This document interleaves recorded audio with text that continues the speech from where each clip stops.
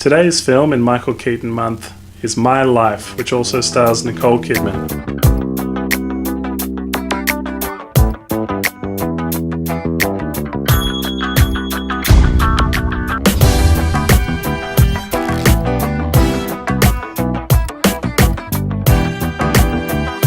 I'm Batman. My Life is one of the Michael Keaton performances which is just emotionally draining, because the situation that his character finds himself in, Bob Jones is his character, he works in public relations and he's dying of lung cancer. And the sad part is he's recording these VHS tapes for his unborn child. So Nicole Kidman plays his pregnant wife. This is her last credit before To Die For, which obviously launched her career internationally and made her a real household name, besides dating Tom Cruise, of course. This is the Superman story, I guess, where he's recording tapes for Kal-El in the Fortress of Solitude that he'll watch one day and learn everything he needs to know about life. Michael Keaton has these monologues to camera, and it reminded me of Tom Hanks's acting in Castaway. The film's from 1993, so this is post-Batman, and he's a safe, dramatic bet at this time. The director, Bruce Joel Rubin, actually dedicated the film to his mother, and it's an emotional roller coaster, and I do mean that almost literally, because there's a roller coaster metaphor I'm going to get to in a sec. He's been given 3 to 4 months to live, which, I mean, is very upsetting, obviously. And when his wife sees the tapes, she's really upset, but more so because he can't communicate to her in the same way that he can to these tapes. You learn everything about his character through these tapes. It becomes this way of delving back into his past and forgiving some of the people in his life. For example, he hasn't seen his family for nearly 10 years. He moved away from them. He changed his name. He almost seems like he's ashamed of them. So there's this real sense that he has to put to bed some of these demons of his past before he can, die, and that's what we're moving towards in this film. I mean, My Life, the huge sort of epic title that seems to encapsulate, must conclude with his death. So Michael Keaton is on this wave of emotion. You go through all the steps. He's angry. He's, it's almost like the recovery of a drug addict and things like that, the steps of AA. But there's this montage he does when he finds out that he's having a boy, and he's teaching his kid about shaving and cooking and how to play basketball, and he really, suddenly it's real to him, I suppose. Like when this baby was non-gender specific, it wasn't quite real. But the roller coaster metaphor, which has worked so well in Parenthood, the film, is a metaphor for the life that he's having.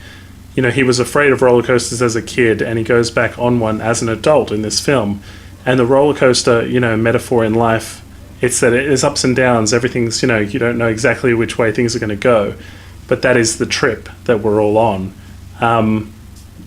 There's no scene, unfortunately, in this film, it's one of its downfalls, where he tells anybody that he's dying. He never announces it at work. He never sort of says it to anybody in that way. It all happens off screen, which is a bit of a shame, or on the phone, which, I mean, it's not quite exactly the same as it could be when, this kind of emotion is in play. The shots, there's a lot of handheld camera work going into this film and a lot of point of view as well, so it's sort of trying to do quite a few different things with it. One annoying thing about it is opening title credit for this film for Queen Latifah, and she appears 1 hour 27 minutes into this film for a maximum of 2 to 3 minutes maximum.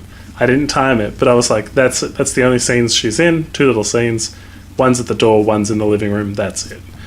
After their child is born, and he does live to see the birth, and the scene, he's convincing throughout the entire birth sequence. His reactions about watching this child come into the world are fantastic.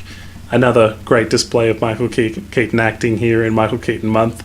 After the child is born, the film seems to slow right down though, and it has about an extra 30 minutes, which probably could have been edited down a little bit. You know, it sort of shows his deterioration, and he reconciles his life just a little bit, but not a lot. Most of the story happens before the child is born. And towards the end of the film, the line, "Dying is a really hard way to learn about life," is said, which I really enjoyed. And look, this is a great display of acting chops, Lloyd. It's the most I can say about it. He covers a whole range of emotion and does it really well. Does he physically deteriorate in the movie? Do they use a lot of makeup in that, or you don't really see that? You do see quite a bit of deterioration. He becomes a man on the edge of death. In the final minutes of the film, you know, they wheel him out in a wheelchair. He's very, I suppose, he's less and less with everybody else in the room. He's he does deteriorate physically, and they do achieve that with makeup and his great performance. I don't think this sounds too tough for me to watch a movie like this. Yeah, I mean, you know what you're getting yourself into, because the tagline of this film is "Every moment counts," and you know, Nicole Kidman plays a very good job of his wife. Look, this whole thing, you know, it's not uplifting, which I think is what it kind of promises on the back of the box here, and life affirming. I don't know about that, but it does tug at the heartstrings. It does its duty in terms of you know, acting, performance, and everything here. Absolutely, yeah. You guys can find more from us at podmeifyoucan.com and subscribe to stay tuned to Michael Keaton Month. Thanks for watching. If you like what you see, please hit the subscribe button. Like us on Facebook and follow us on Twitter. Check out our podcast at www.podmeifyoucan.com.